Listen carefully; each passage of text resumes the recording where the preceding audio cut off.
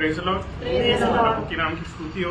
प्रभु ने आज का दिन हमें दिया है और उसके उपस्थिति में लेके आया है। आज का एक घटना मैं आपको बोलना चाहूँगा।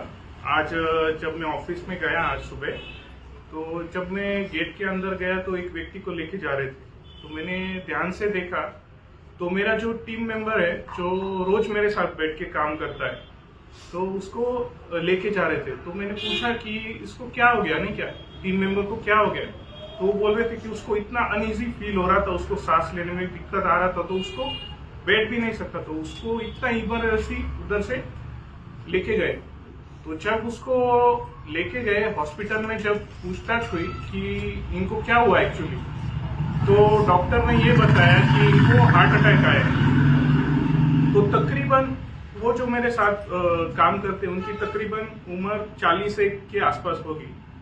तो प्रभु ने मुझसे ये इंसिडेंट के द्वारा एक बात किया कि देख, मनुष्य का आयु कितना क्षणिक है और उसका कुछ भी गारंटी और वारंटी भी कुछ नहीं है। जो आदमी अपने साथ आज है वो कल अपने साथ रहेगा कि नहीं, ये कोई नहीं बोल सकता। वो हंसता खेलता हुआ इंसान आज उसको आईसीयू में डाल दिया डायरेक्टली एडमिट। तो प्रभु ने मुझसे इसके द्वारा और 2 बातें बोली, वो मैं आपके साथ शेयर करना चाहूंगा। और अगर आपको लगता है, मैं आपको 2 बातें पूछूंगा और आपको जो लगता है आप उसके अनुसार प्रभु की स्तुति करना।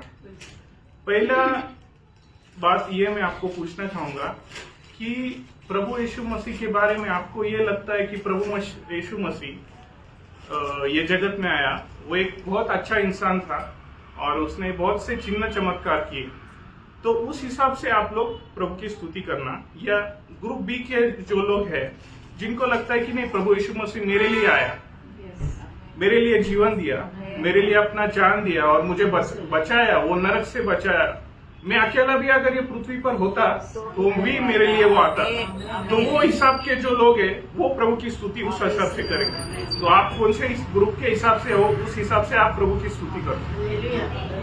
हमें तो इसी के द्वारा प्रभु ने मुझसे एक बात कही कि प्रभु के प्रति हमारा भक्ति उसके ऊपर निर्भर है जितना हम प्रभु को चाहते हैं। जैसे मरियम के बारे में बोला है कि उसने एक अच्छा अंश चुना।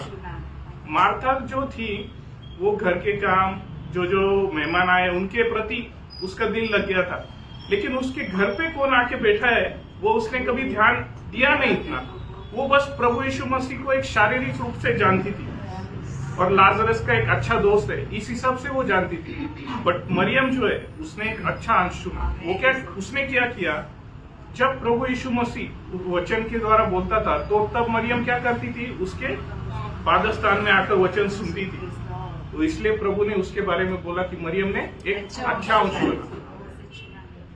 तो प्रभु मुझसे जब ये बातें कर रहा था तब मैं समझा कि अभी यहाँ पर हम सब लोग आए, यहाँ पर भी 2 प्रकार के लोग हैं, जो उद्धार पाए, जो उद्धार नहीं पाए। तो जो उद्धार पाए उनके लिए प्रभु ने आज का दिन हमें दिया है। तो किस बात के लिए दिया है कि प्रभु की महिमा हम कर सके और हमारा प्राण का जो उद्धार है उस बात में हम बढ़ सके। क्योंकि कब हमारा आखिरी दिन होगा, कब हमारा आखिरी क्षण होगा, वो कोई नहीं बोल सकता। क्योंकि वो क्षण के बाद जब एक उद्धार पाया हुआ व्यक्ति जब अपने आंखें खोलेगा और प्रभु को जब देखेगा, तो उसके बाद उसको चांस है क्या कुछ करने के लिए? नहीं। बस उसको एक ही अभी ये है कि उसको उसके कामों का प्रतिफल पाना।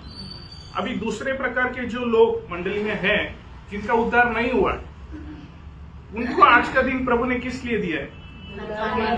आमीन। वही बात प्रभु मुझसे आज बोल रहा था कि 2 प्रकार से लोग जो आ रहे हैं, तो जो उद्धार नहीं पाए उनको अभी अवसर है, क्योंकि उनको भी पता नहीं कि उनका आखिरी क्षण कब है, उनका आखिरी दिन कब है। तो इसी प्रकार से अभी हम वचन की ओर जाएंगे। इसके ही आधारित एक प्रभु ने एक विषय हमको दिया है, मुझे दिया है आपसे बात करने के लिए। तो हम सब प्रार्थना के साथ वचन की ओर जाएंगे। एशिया का पुस्तक उसका 30 अध्याय और उसका 21 पद पढ़ेंगे। जब कभी तुम दाहिनी या बाईं ओर कूदने लगो तब तुम्हारे पीछे से यह वचन तुम्हारे कानों में पड़ेगा, मार्ग यही है, इसी पर चलो। आमीन। ये एक बहुत ही खास वचन के द्वारा प्रभु ने मुझसे बात किया कि जब कभी हम अपनी परिस्थिति में या हमारे जीवन में जब चलते हैं, तब हमारे सामने रोज कई प्रकार की चुनौतियां आती है और हमें कई बार समझता नहीं कि हमें क्या चुनना चाहिए और हम क्या डिसीजन लेना चाहिए तब।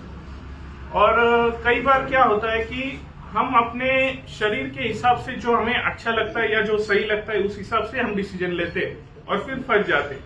अभी यहाँ पर जो यशायाह 30 अध्याय उसका 21 वचन है, इसका कॉन्टेक्स्ट अगर हम पढ़ेंगे, थोड़ा सा बैकग्राउंड अगर जानेंगे, तो ये वचन प्रभु तब कहता है जब इस्राएल लोगों के ऊपर बहुत सारे शत्रु उठे हुए थे तभी, और तभी इस्राएल के पास एक ऑप्शन उनको दिख रहा था कि मिस्र देश। तो उन्होंने क्या सोचा कि मिस्र देश हमको इन लोगों से, दुश्मनों से, शत्रुओं से बचाएगा। तो उन्होंने क्या किया, मिस्र देश का सहारा लेने का कोशिश किया। तो उनको प्रभु ये बात से समझाता है कि अभी तू मन फिरा और जिस मार्ग से तुझे जाना है तू मेरी ओर मन फिरा, मेरी ओर देख, मैं तुझे बताऊंगा कि मार्ग क्या है और उसमें तुझे ले चलूंगा। तो हमारे जीवन में कई बार जो डिसीजंस आते हैं, कई बार चुनौतियां आती है, तो हमें ये नहीं समझता कि सही क्या चुनना चाहिए। तो अभी इस्राएल लोगों के बारे में जब मैं ये वचन ध्यान कर रहा था, तो उन्होंने मिस्र देश को की ओर ज्यादा प्रेफरेंस दिया कि वो लोग भूल गए कि हमको जो मिस्र देश से लेके आया था, अग्निस्तंभ बन के जो हमारे सामने चलता था, वो प्रभु को वो लोग भूल गए और वापस से मिस्र देश की ओर कि ये लोग हमको बचाएंगे अभी, क्योंकि बाकी सब शत्रु उनके सामने थे। तो इस बात का प्रभु को बहुत दुख हुआ। तो जब प्रभु ये बात उनको बोलता है कि वापस एक बार उसको पढ़ेंगे 21 वचन, जब कभी तुम दाहिने या बाईं ओर मुड़ने लगो, तब तुम्हारे पीछे से यह वचन तुम्हारे कानों में पड़ेगा, मार्ग यही है, इसी पर चलो। अभी ये वचन में दो बात थोड़ा डिफरेंशिएट अगर हम करेंगे, तो तुमको पहली बात तुमको एक आवाज सुनाई देगी और वो क्या बोलेगी, दूसरी बात मार्ग यही है, इसी पर चलो। तो ये वचन को अगर हम ध्यान से थोड़ा देखेंगे तो इसमें जो दो बातें बोली है कि मार्ग यही है, इसी पर चलो, और एक आवाज तुमको सुनाई देगी। तो हमको अभी हम विश्वासी कहलाते हैं, हम खुद को बोलते हैं कि हम विश्वासी हैं, तो रोज के जीवन में हम प्रभु का वाणी सुनते हैं क्या? कि हम अपने दिनचर्या में जैसे सुबह उठते हैं तो हमारे दिनचर्या में हम लग जाते हैं, बट प्रभु को भूल जाते। कई बार ऐसी स्थिति होती है। मेरे जीवन में पहले ऐसी था, मैं भी ऐसे करता था। मेरा जन्म ख्रिस्ती परिवार में ही हुआ, बट तभी मैं मसीह को अच्छी रीति से, मतलब जैसे जानना चाहिए था, जैसा अनुभव मसीह के साथ, जैसा संबंध मसीह के साथ होना चाहिए था, वो मेरा कभी नहीं था। बट जब मैंने सत्य सुना, जब मैंने वचन सुना, जब प्रभु का समय आया मेरे जीवन के लिए, तब मैंने ये बात को जाना कि प्रभु के साथ एक सही संबंध होना बहुत जरूरी बात है। जैसे एक माता पिता के साथ एक बच्चे का सही संबंध होता है, मतलब वो बच्चा अपने माता पिता को बोल सकता है कि उसकी जरूरतें क्या है, उसके माता पिता भी उसको वही संबंध से बोलते हैं, उससे बातचीत करते हैं। बट कोई दूसरे लड़के से वो हिसाब से अपन बात नहीं कर सकते जिस हिसाब से अपने बच्चे के साथ बात कर सकते। तो प्रभु इस्राएल को बोलता है कि तू मेरी ओर ध्यान दे। प्रभु को बहुत दुख लगा कि जब शत्रु आए तब इस्राएल लोग वापस से मिस्र देश की ओर ध्यान करके उसकी ओर मुड़ गए। तो यही बात हमारे आत्मिक दृष्टि से हम देखेंगे तो जब हमारे जीवन में परिस्थिति आती है, हम पहले बात क्या करते हैं कि हम, मतलब अभी फॉर एग्जांपल बोले, अभी किसी को भी मेडिकल इमरजेंसी आ गया तो सही बात है डॉक्टर के पास लेके जाना चाहिए, बट हमारे मन में पहला ख्याल क्या आता है, फर्स्ट प्रेफरेंस, कि हम प्रभु के उपस्थिति में पहले जाना चाहिए, प्रभु से पहले बात करना चाहिए। सेकेंडरी जो है वो अगर मेडिकल इमरजेंसी है, प्रभु अगुवाई करता है, उस हिसाब से अपन कर सकते। बट पहला ख्याल हमारे मन में जो आना चाहिए, प्रभु के पास जाना, प्रभु से बात करना, क्योंकि वही प्रभु हमसे चाहता है, क्योंकि प्रभु को कोई बात भी असंभव है नहीं। तो हम और आगे देखेंगे अनुवाद का किताब, उसका 30 अध्याय, उसका 19-20 वचन।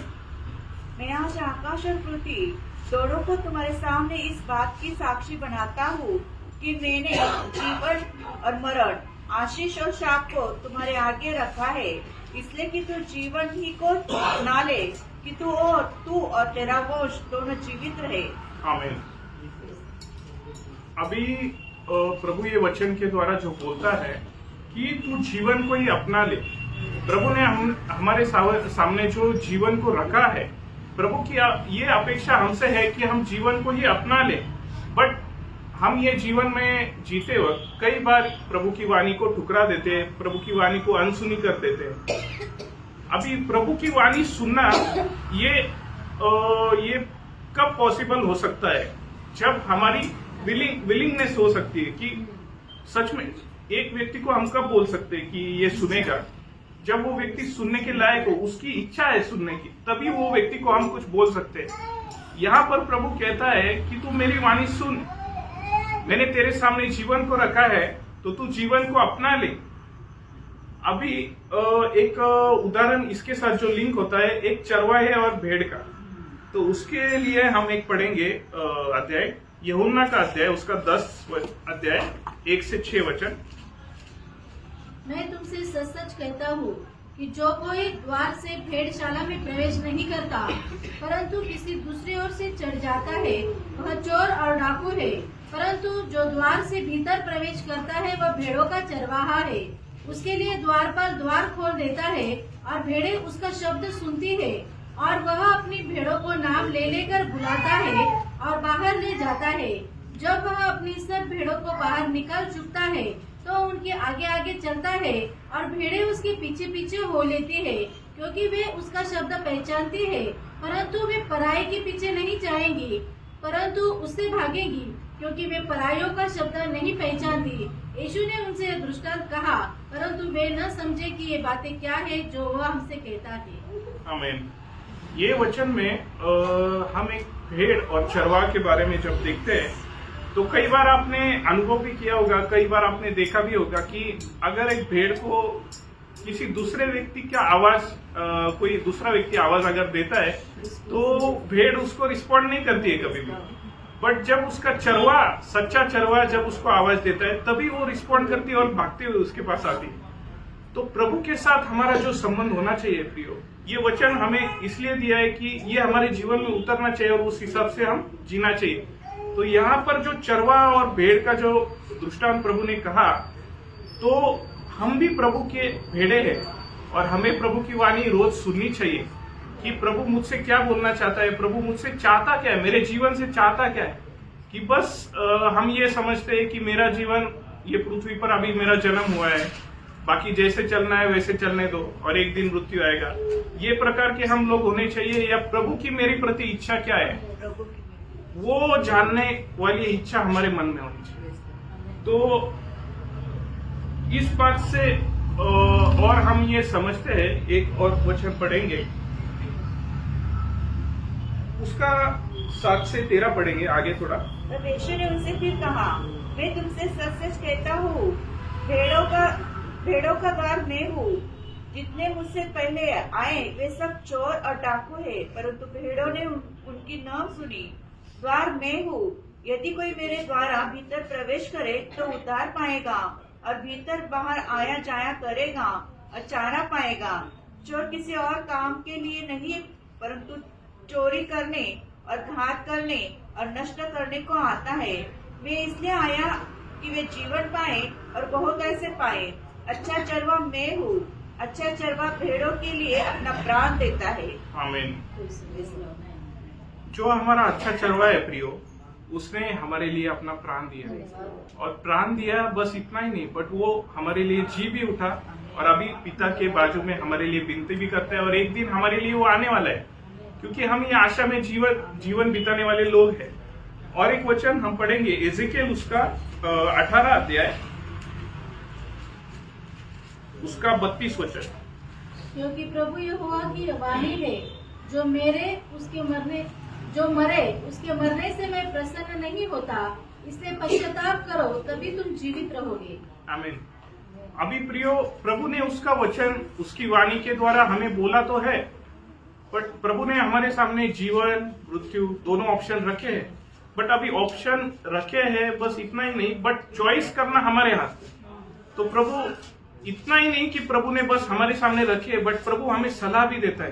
प्रभु उसके वाणी के द्वारा हमसे बात भी करता है कि तू जीवन ही को चुन ले। जैसे हम यूहन्ना उसका 5 अध्याय उसका 40 वचन पढ़ेंगे। फिर भी तुम जीवन पाने के लिए मेरे पास आना नहीं चाहते। Praise the Lord. प्रभु कई बार बुला रहा है जिन्होंने अभी विश्वास किया नहीं, प्रभु पर विश्वास किया नहीं, तो प्रभु उनको आज बोलना चाहता है कि मैंने तुम्हारे सामने जीवन रखा है, आप उसको चुन लो। क्योंकि समय कोई नहीं बोल सकता, किसका समय कब तक है ये कोई नहीं बोल सकता। तो जब तक प्रभु ने हमें ये जीवन काल दिया है, तो हमें हमारा पूरा समर्पण प्रभु की ओर होना चाहिए। प्रभु को समर्पण करके प्रभु में जीवन बिताना हमारा कर्तव्य है। अभी ये विषय में थोड़ा और ध्यान करने के लिए हम एक और अध्याय से वर्णन करेंगे। उसके लिए हम पढ़ेंगे उत्पत्ति का 2 अध्याय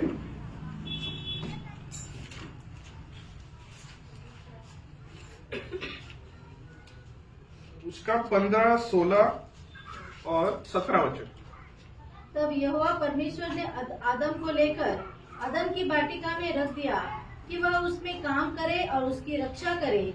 और यहोवा परमेश्वर ने आदम को यह आज्ञा दी, तू वाटिका के सब वृक्षों का फल बिना खटके खा सकता है, पर भले या बुरे का ज्ञान का जो वृक्ष है उसका फल तू कभी न खाना, क्योंकि जिस दिन तू उसका फल खाएगा उसी दिन अवश्य मर जाएगा। आमीन। ये वचन को हम बचपन से पढ़ के आ रहे हैं और कई बार हम आदम हवा एदेन बगीचे वाटिका के बारे में कई बार सुनते हैं। तो एक अलग एंगल से आज हम इसके बारे में थोड़ा सा देखेंगे। अभी प्रभु ने मैं आपसे पूछना चाहूंगा कि प्रभु ने मुख्य बातें 3 बातें आदम को बताई थी, वो आप बता सकते हो? कोई बता सकता है?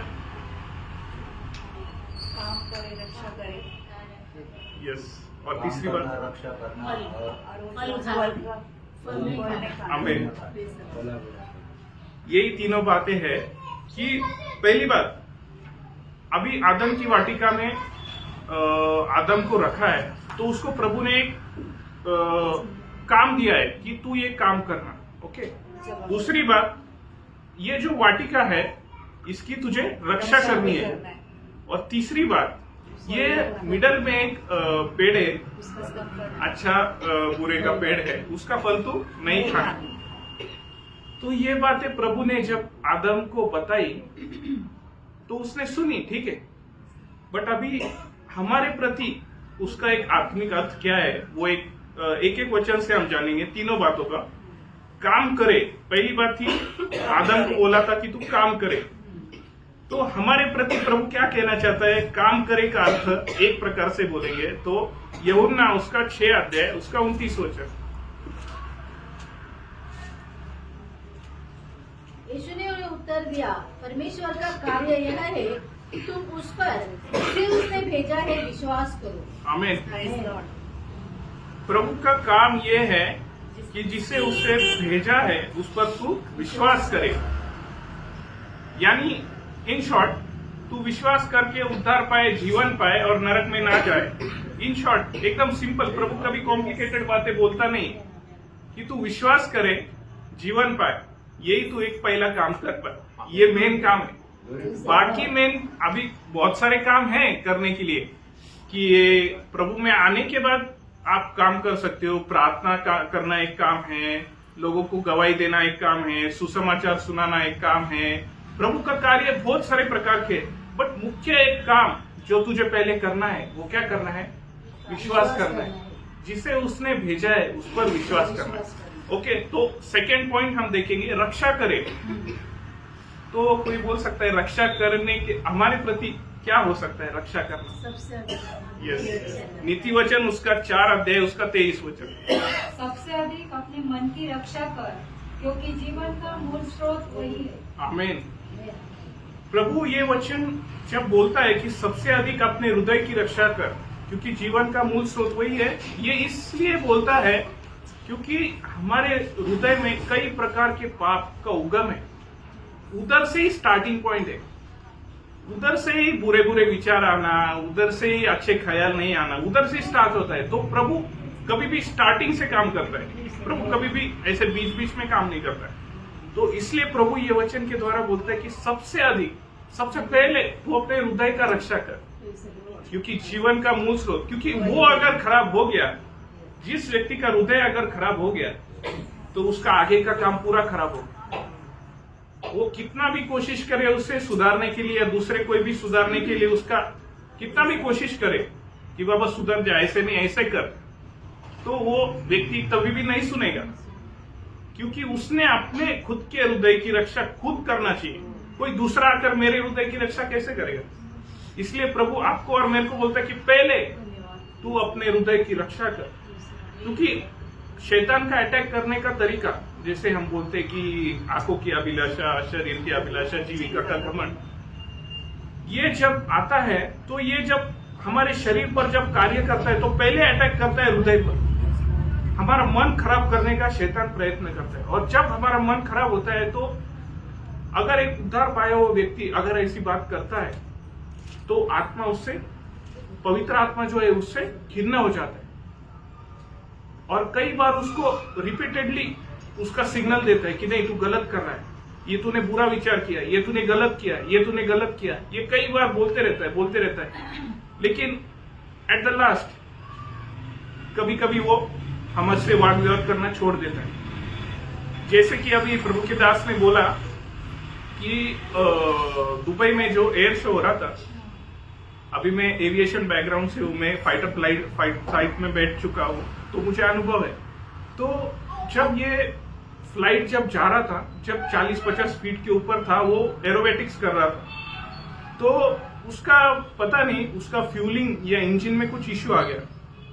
तो ऐसे सिचुएशन में पायलट के पास जो प्रभु के दास ने बोला कि ऑप्शन होता है, उसको बोलते हैं जो फ्लाइट सीट होता है उसको इरेक्ट कर सकते हैं हम, एक बटन होता है रेड कलर का, और with in a seconds pilot को सोचना पड़ता है अभी लैंड करना है, कितने लोगों को बचाना है, या कभी ये इरेक्ट करना है।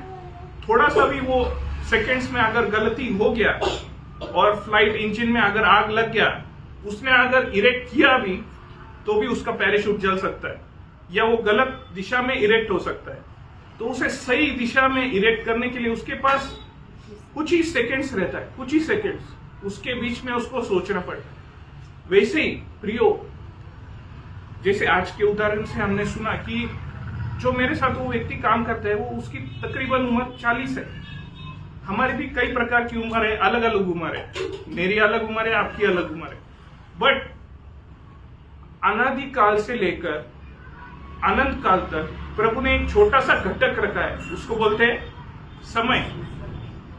तो वो समय में जैसे वो पायलट को डिसीजन लेना था, छोटा सा सेकेंड्स, 5 सेकेंड 6 सेकेंड्स में उसको डिसीजन लेना है, वो समय जैसे हमें प्रभु ने एक समय दिया है।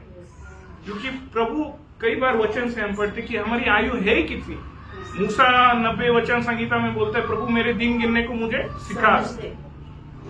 तो उसी प्रकार जिस प्रकार पायलट को एक डिसीजन लेना पड़ता है कि क्षणों में कि मुझे क्या करना है, उसी प्रकार प्रभु ने हमारे सामने भी ऑप्शंस रखे हैं। हमें भी सही समय रहते हुए वो डिसीजन लेना है, नहीं तो अगर हम एक गलत डिसीजन अगर लेंगे तो अगर वो पायलट ने गलत डिसीजन लिया और फ्लाइट गलत दिशा में मोड़ दिया जहां पर भीड़ है, तो काफी लोग मर जाएंगे।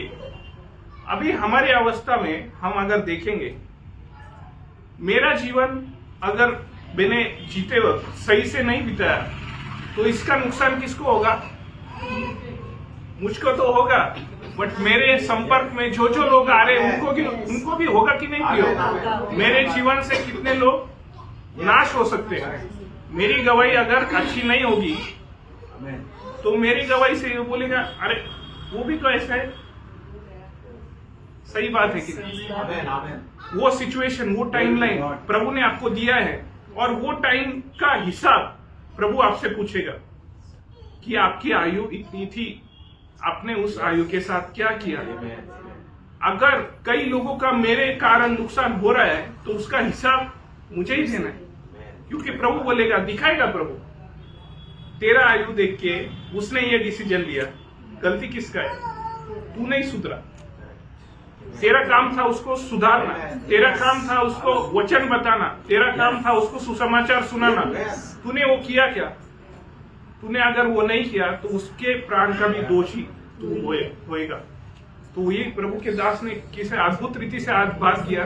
मैं वही सोच रहा था कि वो पायलट का डिसीजन और हमारा डिसीजन कितना मैच करता है। वी हैव लिमिटेड टाइम, बहुत कम समय। कभी रास्ते पर किसी का एक्सीडेंट हो जाता है, वो ये दुनिया से चले जाता है। कभी किसी को कार्डियक अरेस्ट आ जाता है, वो चले जाता है। कभी किसी को स्ट्रोक आता है, वो चले जाता है।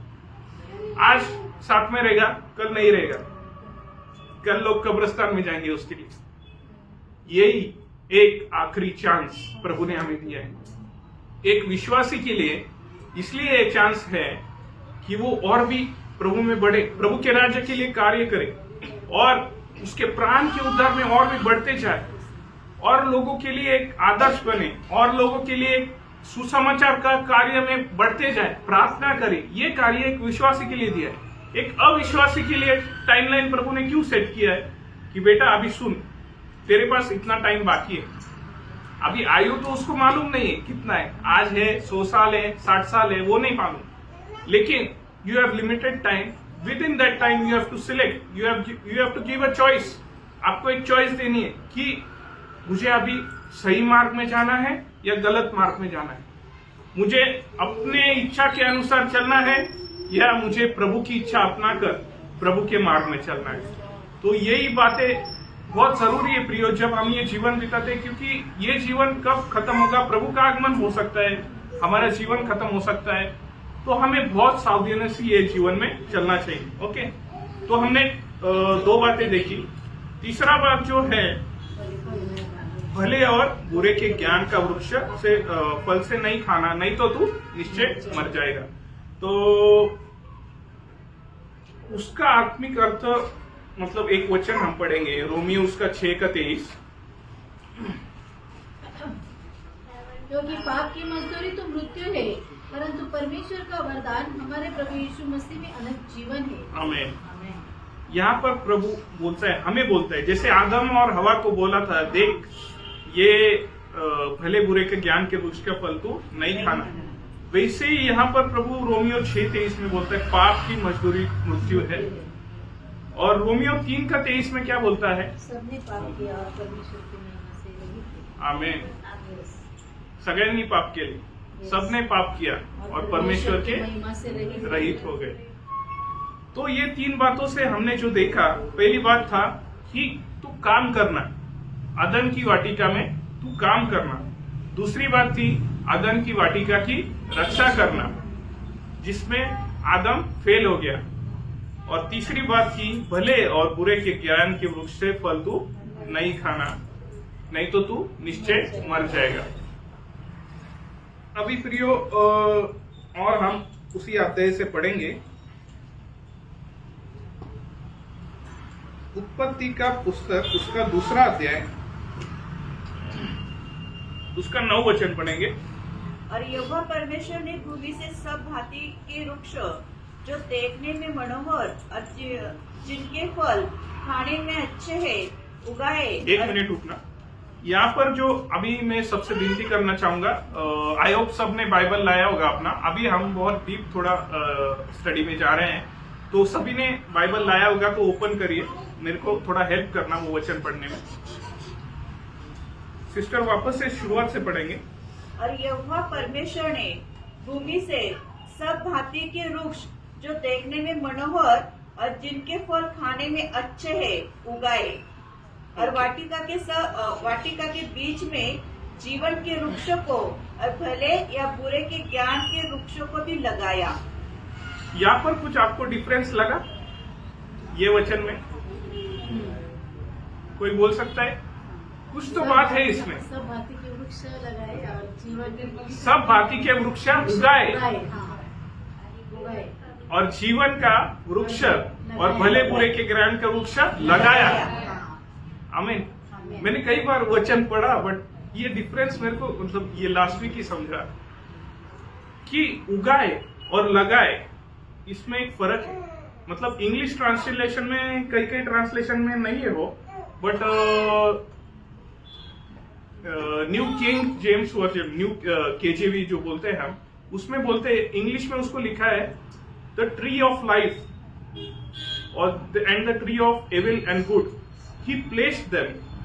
या कुछ ट्रांसलेशन में है देयर वॉज अ ट्री, मतलब वहां पे पेड़ था, थे, वो दो पेड़ थे। अभी इंटरेस्टिंग बात यहाँ पर यह है, दूसरा अध्याय का 9 वचन में, जो बाकी के पेड़ थे वो सेंटर में नहीं लगाए गए थे, वो कई अलग अलग जगह पे थे।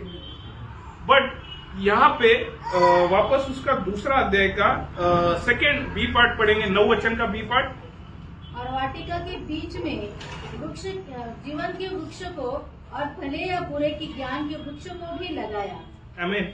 अभी यहाँ पर जो वचन में लिखा है, वाटिका के बीच में कौन सा पेड़ था? जीवन का वृक्ष। बराबर। मतलब स्पेसिफिकली स्टार्टिंग में जब बोला गया है, वाटिका के बीच में जीवन का वृक्ष था। बट आपको याद है जब शैतान वो अदन की वाटिका में आया था, तो उसने हवा से एक सवाल पूछा था। तो हम उसको भी थोड़ा ध्यान करेंगे। उत्पत्ति का अध्याय, उसका तीसरा अध्याय, उसका 1 से लेकर 5 तक पढ़िए। यहोवा परमेश्वर ने जितने बनेले कुछ बनाए थे, उन सब में सब ढूंढता था। उसने स्त्री से कहा, क्या सच है कि परमेश्वर ने कहा तुम इस वाटिका के किसी वृक्ष का फल न खाना? स्त्री ने सर्प से कहा, इस वाटिका के वृक्ष के फल हम खा सकते हैं, पर जो वृक्ष वाटिका के बीच में एक मिनट, यहाँ पर हवा का आंसर आप देखिए। पर जो वृक्ष वाटिका के बीच में है, उसने बोला क्या कि वाटिका के बीच में कौन सा वृक्ष है? पर जो वृक्ष वाटिका के बीच में है, अभी हमको पता है वहां पे 2 वृक्ष है, बट उसने उल्लेख करते हुए हम वचन में क्या पढ़ सकते हैं? जो वृक्ष वाटिका के बीच में, अभी वहां पे तो 2 वृक्ष है, प्रभु ने वहां पे 2 वृक्ष लगाए, बट बोलते वक्त उसने ये भी उल्लेख नहीं किया कि कौन सा वृक्ष, जीवन का वृक्ष या भले बुरे के ज्ञान का वृक्ष। इसी बात का शैतान ने अवसर उठाया, उसने सही उत्तर नहीं दिया। पहली बात तो उसने उसके साथ एक संबंध नहीं रखना चाहिए था, उससे बातचीत नहीं करना चाहिए। और दूसरी बात, जब बोल रहा है किसी को तो सही उत्तर देना चाहिए। अभी यहाँ पर शैतान से उसने बातचीत नहीं करना चाहिए था एक्चुअली, क्योंकि वो फंसाने वाला था। और दूसरी बात, अभी उसको उत्तर भी दे रही है तो ये बोल रही है कि जो वृक्ष वाटिका के बीच में है, वाटिका के बीच में एक्चुअली 2 वृक्ष थे। यस, तो वापस वो वचन पढ़ेंगे थोड़ा आगे। पर जो वृक्ष वाटिका के बीच में है, उसके फल के विषय में परमेश्वर ने कहा है कि न तुम उसको खाना और न उसको छूना, नहीं तो मर जाओगे। आमीन। अभी वहां पे जीवन का वृक्ष भी है और ये हवा शैतान को बोली ना तू उसका वृक्ष खाना, ना उसको छूना। ये मनुष्य की अवस्था है कि वो भूल गया कि जीवन क्या है, सच्चा जीवन क्या है। वो उसके आंखों के सामने था, बट उसने वो नहीं चुना। उसने वही चुना जो उसकी आंखों को अच्छा दिख रहा था, जो उसके आंखों को दिखने के लिए सुंदर था। और शैतान ने इसी बात का फायदा उठा के हवा को फंसाया। ओके, तो अभी थोड़ा और आगे हम जाएंगे।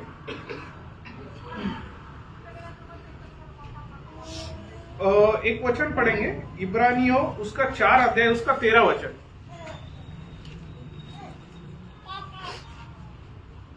सृष्टि की कोई वस्तु उससे छिपी नहीं है, वरन जिससे हमें काम है उसकी आंखों के सामने सब वस्तुएं खुली और प्रकट है। आमीन। अभी हवा जो ये शैतान के साथ जो कम्युनिकेशन कर रही है, जो बातें कर रही है, जो इंसिडेंट अभी ये अदन की वाटिका में चल रहा है, क्या आपको लगता है कि प्रभु को ये मालूम नहीं या प्रभु ये नहीं देख सकता?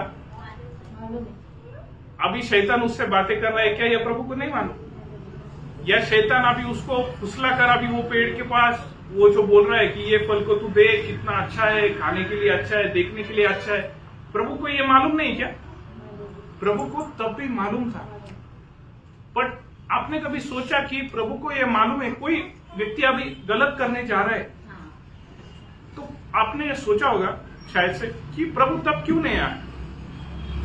अगर ये व्यक्ति इतना अच्छे से सृष्टि किया हुआ इंसान प्रभु का, ये अगर गलती करने जा रहा है तो प्रभु सर्वव्यापी है, सर्वज्ञानी है, सर्वशक्तिमान प्रभु है, उसके सामने से कोई बात छुपी नहीं है। और प्रभु क्षण में वो बात रोक सकता था और रोक सकता है, बट प्रभु ने वो नहीं किया। इस बात का उत्तर आप मतलब इस बात को आप कैसे किस तरह से समझते? प्रभु ने हवा को वो फल खाने से क्यों नहीं रोका? प्रभु ने हर एक को अपने इच्छा का स्वतंत्र दिया। राइट, ब्रदर ने बहुत आप सब ने अच्छे से बोला। इंसान को प्रभु ने एक स्वतंत्रता दिया है, फ्रीडम दिया है कि तू चुन ले। तेरे सामने दो बातें, जैसे हमने पढ़ा कि मैं तेरे सामने जीवन और मृत्यु दोनों को रखता हूं, तू जीवन ही को चुन ले। वैसे ही जीवन का वृक्ष और भले बुरे के ज्ञान का वृक्ष प्रभु ने इंसान के सामने रखा था, और बस रखा नहीं था, प्रभु ने बोला था कि तू सही चुन। इसीलिए वो पेड़ सेंटर में लगाया गया था, ना कि किसी अलग जगह पे। किसी अलग जगह पे होता तो वो पेड़ जल्दी से मिलता नहीं। जीवन का वृक्ष जो है वो अगर सेंटर में नहीं लगाया होता प्रभु ने, तो वो ढूंढने से भी मिलता नहीं, क्योंकि उनके सामने था। उसके जीवन का वृक्ष वो भले बुरे के ज्ञान के वृक्ष के बाजू में ही था, बट तभी भी इंसान को दिखा क्या वो? तो आप इमेजिन करिए, अगर वो पेड़ कहीं और रहता तब भी इंसान कैसे उसको ढूंढता? तो जो बात हम स्वतंत्रता के बारे में जैसे ब्रदर ने बताया, इंसान को प्रभु ने एक स्वतंत्रता दी है, और स्वतंत्रता जो है वो किस बात को प्रतीक है? मतलब किस बात का प्रतीक है? एक प्रेम का प्रतीक। एक व्यक्ति से अगर एक कोई जन प्रेम करता है तो उसको एक स्वतंत्रता देता, कभी उसके ऊपर ये नहीं करता, दबाव नहीं करता। वैसे परमेश्वर ने इंसान को एक स्वतंत्रता दिया, फ्री विल दिया था उसको। कभी प्रभु का इच्छा नहीं था कि ये इंसान रोबोट के जैसे बने, मैं उसको ये बोलूं और वो ऐसा करे। तो जब प्रभु ने इंसान को स्वतंत्रता दिया तो उसने उसका सही इस्तेमाल किया क्या? नहीं, उसने उसका एक गलत इस्तेमाल किया। जिस बात को प्रभु ने बोला था कि ये बात तू नहीं करना, वही बात को इंसान ने करके प्रभु से बलवा किया। और फिर क्या हो गया? प्रभु के साथ का उसका जो संबंध था वो उसका हमेशा के लिए टूट गया। पर यहां पर स्टोरी एंड होती है क्या? नहीं। एक और वचन हम पढ़ेंगे, उसके थोड़ा सा लिंक में है। भजन संहिता उसका 139 अध्याय उसका 1 से 12 पढ़ेंगे। हे यहोवा, तूने मुझे जांच कर जान लिया है। तू मेरा उठना बैठना जानता है और मेरे विचारों को दूर ही से समझ लेता है। मेरे चलने और लेटने की तू भली भांति छानबीन करता है और मेरे पूरे चाल चलन का भेद जानता है। हे यहोवा, मेरे मुंह में ऐसी कोई बात नहीं जिसे तू पूरी रीति से न जानता हो।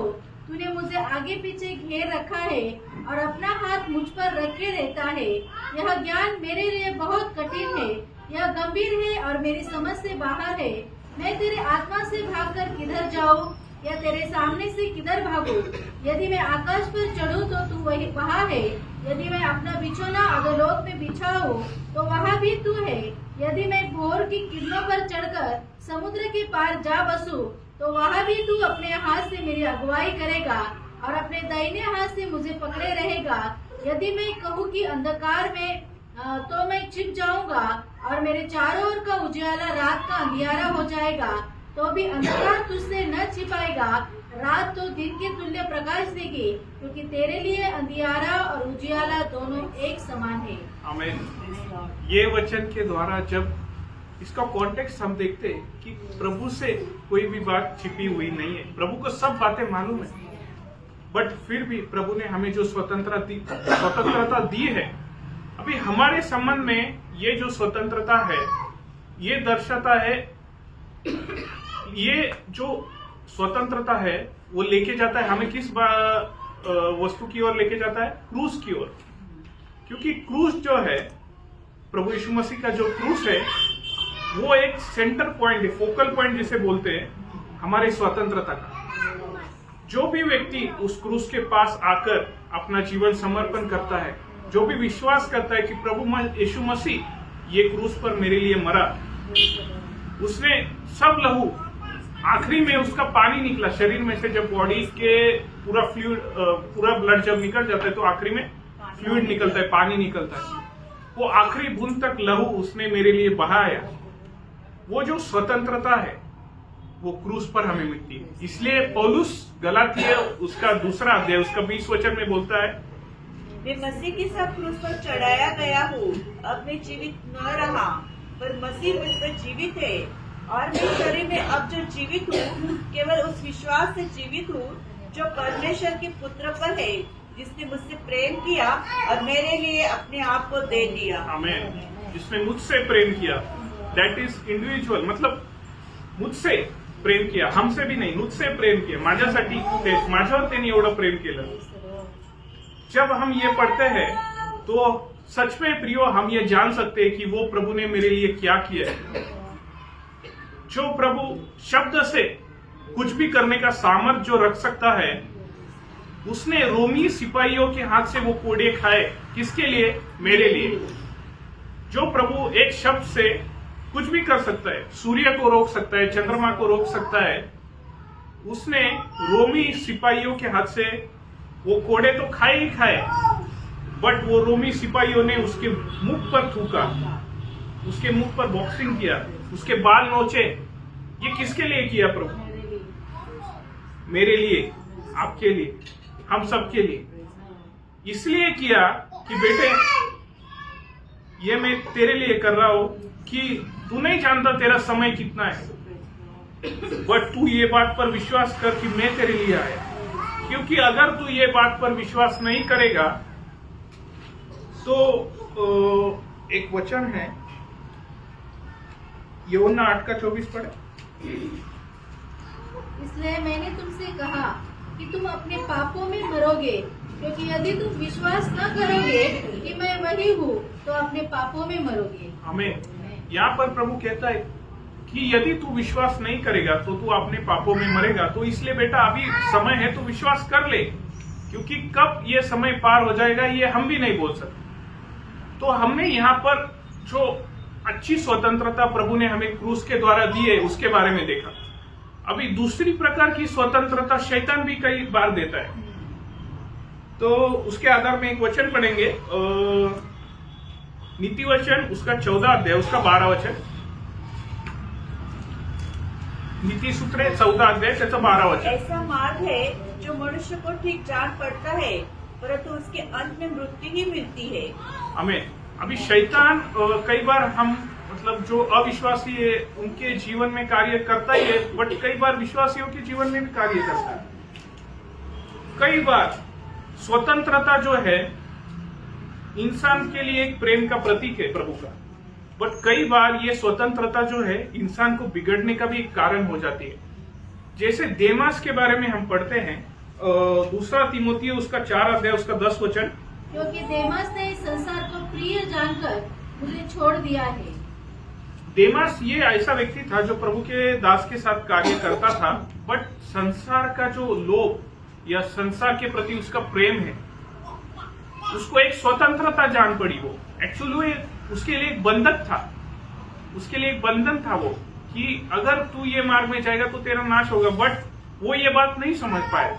वो क्षणिक सुखों के कारण, क्षणिक संसार की बातों के कारण प्रभु के दास को छोड़कर ये संसार की बातों के पीछे हो लिया।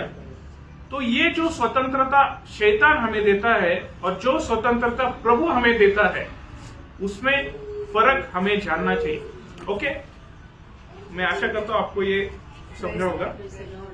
और प्रभु की वाणी जैसे आदम और हवा सुनते थे, तो कई पुराने नियम में कई दास लोग हैं, उन्होंने प्रभु की वाणी सुनी थी और उसके अनुसार कार्य किया, बट अभी इतना समय है नहीं, तो हम नए नियम से कुछ प्रभु के लोगों के बारे में सुनेंगे जिन्होंने प्रभु की वाणी सुनी थी। ओके, तो पहला वचन हम पढ़ेंगे मत्ती उसका 3 अध्याय उसका 17 वचन। और देखो, यह आकाशवाणी हुई, यह मेरा प्रिय पुत्र है, जिससे मैं अत्यंत प्रसन्न हूँ। आमीन। ये तब हुआ है प्रियो, जब प्रभु यीशु मसीह का बपतिस्मा हुआ, तब एक आकाशवाणी हुई थी। और एक बार भी आकाशवाणी हुई थी, मार्क उसका 9 अध्याय उसका 7 वचन।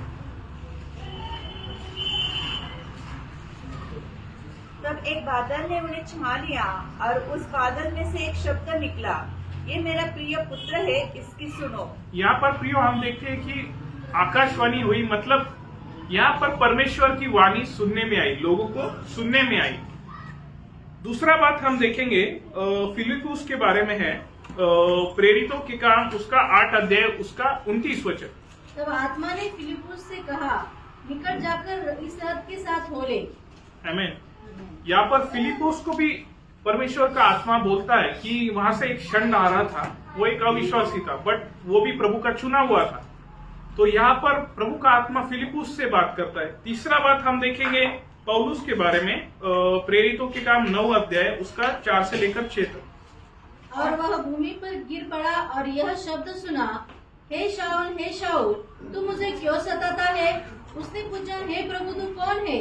उसने कहा, मैं यीशु हूँ जिसे तू सताता है, परंतु अब उठकर नगर में जा और जो तुझे करना है वह तुझसे कहा जाएगा। हमें ये ऐसा व्यक्ति है प्रियो, जो मसीह लोगों को सताने के लिए निकला था, निर्णय करके कि सबको खत्म कर दूंगा, बट ये व्यक्ति को प्रभु ने चुना था, इसलिए प्रभु ने उसको दिमिश्क के मार्ग में जब वो जा रहा था, तभी उसको प्रभु का दर्शन हुआ और प्रभु की वाणी उसको सुनाई दी। और एक व्यक्ति के बारे में हम देखेंगे, प्रेरितों के काम उसका 9 अध्याय उसका 10 से लेकर 16 तक। दमिश्क में हनन्याह नामक एक चेला था, उससे प्रभु ने दर्शन में कहा, हे हनन्याह। उसने कहा, हाँ प्रभु। तब प्रभु ने उससे कहा, उठकर उस गली में जा जो सीधी कहलाती है, और यहूदा के घर में शाऊल नामक एक तरसुसवासी को पूछ, क्योंकि देख वह प्रार्थना कर रहा है। और उसने हनन्याह नामक एक पुरुष को भीतर आते और अपने ऊपर हाथ रखते देखा, ताकि फिर से दृष्टि पाए। हनन्याह ने उत्तर दिया, हे प्रभु, मैंने इस मनुष्य के विषय में बहुतों से सुना है कि इसने यरूशलेम में तेरे पवित्र लोगों के साथ बड़ी बड़ी बुराइयां की है, और यह भी कि इसको प्रधान याजकों की ओर से अधिकार मिला है कि जो लोग तेरा नाम लेते हैं उन सबको बांध ले।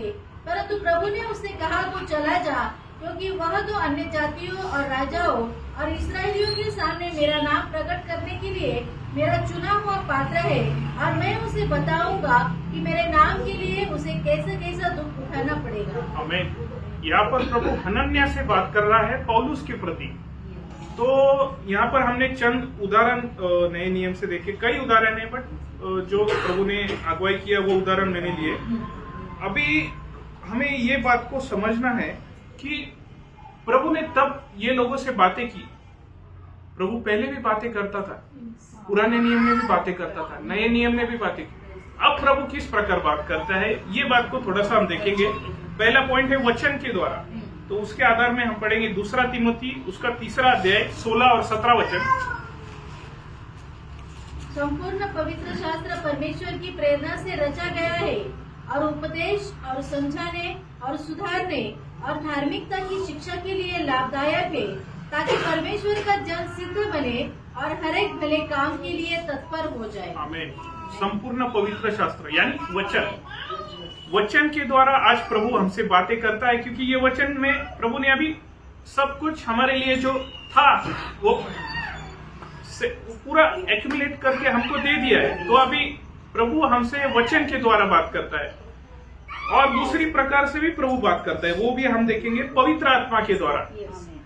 वचन के द्वारा तो बात करता है, जैसे हम अभी रोज सुबह उठते हैं, पहले वचन पढ़ते हैं, विश्वासी होने के कारण प्रभु से बातें करते हैं, प्रभु का वचन सुनते हैं।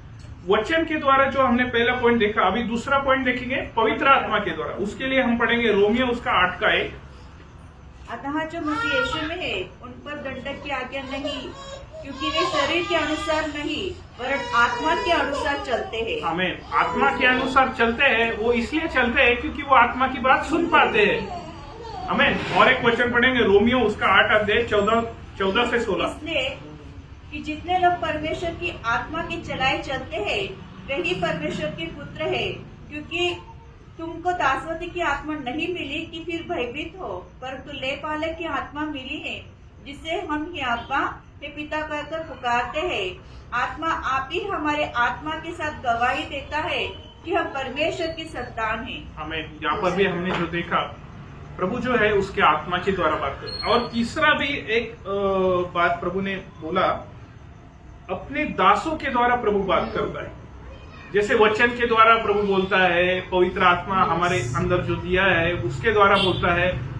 लेकिन कई बार उस रीति से भी जो व्यक्ति नहीं समझ सकता, उसके लिए प्रभु ने प्रभु के दास लोग भी रखे हैं। तो उसके लिए हम पढ़ेंगे दूसरा राजा है उसका 21 अध्याय उसका 10 वचन।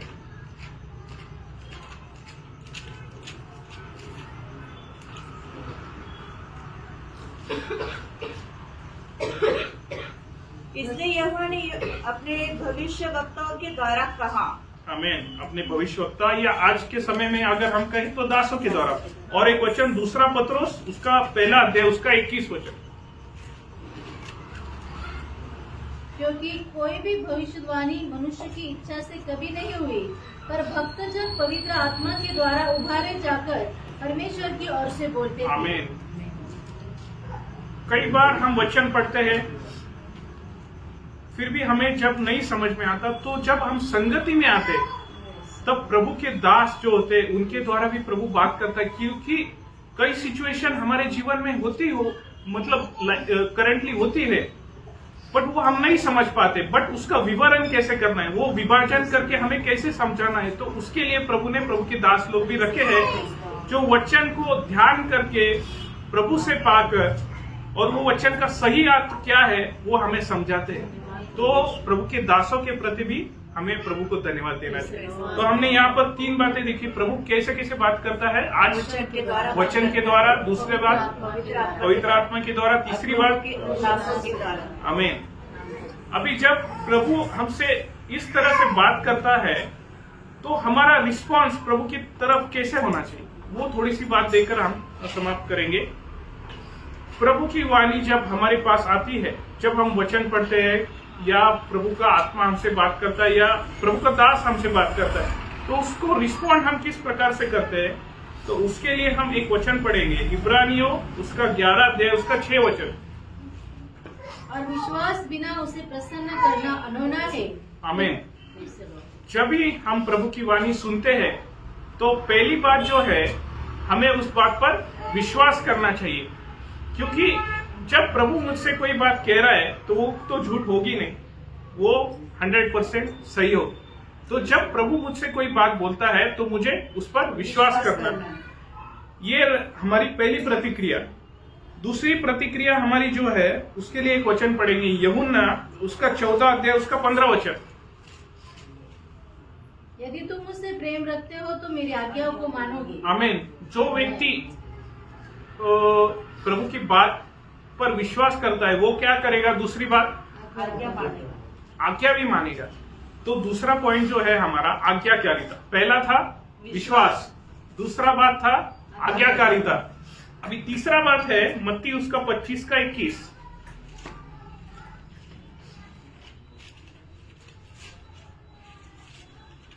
उसके स्वामी ने उससे कहा, धन्य है अच्छे और विश्वास योग्य दास, तू थोड़े में विश्वास योग्य रहा, मैं तुझे बहुत वस्तुओं का अधिकारी बनाऊंगा, अपने स्वामी के आनंद में सहभागी हो। आमीन। यहाँ पर तीसरी बात हम जो देखते हैं विश्वास योग्य, इंग्लिश में उसको बोले ट्रस्ट वर्दीनेस। पहला है फेथ, दूसरा है ओबीडियंस, तीसरा है ट्रस्ट वर्दीनेस। ट्रस्ट वर्दीनेस या विश्वास योग्यता ये बात है कि अगर एक व्यक्ति विश्वास भी करता है बट वो विश्वास योग्य है नहीं वो बात में, तो कुछ समय के बाद वो उस काम को करना छोड़ देगा क्योंकि वो विश्वास योग्य है नहीं। या दूसरा व्यक्ति है वो आज्ञा मानता है बट एक ही बार मानता है, उसके बाद आज्ञा मानना छोड़ दिया, वो विश्वास योग्य है क्या? नहीं। तो प्रभु को ये तीनों भी बातें चाहिए। पहली बात हमने देखा विश्वास, चाहिए। दूसरा आज्ञा प्रतिक्रिया हमारा जो प्रभु के वाणी के प्रति होना चाहिए क्या है, आज्ञाकारिता। तीसरा बात जो हमने देखा विश्वास योग्यता। ये तीनों भी कॉम्बिनेशन में जब हम प्रभु को समर्पण करते हैं, ये तीनों बातों के साथ, तभी प्रभु हमारा उपयोग करता है, तभी प्रभु हमसे कार्य कर सकता है। मतलब प्रभु के लिए कोई भी बात असंभव नहीं है। तो ये बातों से प्रभु ने जो आज हमसे बातें किया, मैं प्रभु का आभारी हूँ कि आप सबके साथ ये बांट सका। मुझे भी ये बात कई बार मैंने बाइबल पढ़ा बट नहीं समझी, बट मैंने जब समर्पण किया तब प्रभु ने मुझे ये बातें समझाई और आप तक पहुंचाने के लिए प्रभु ने सहायता किया। आमीन। तो ये वचनों के द्वारा प्रभु आप सबको आशीष दे। आमीन।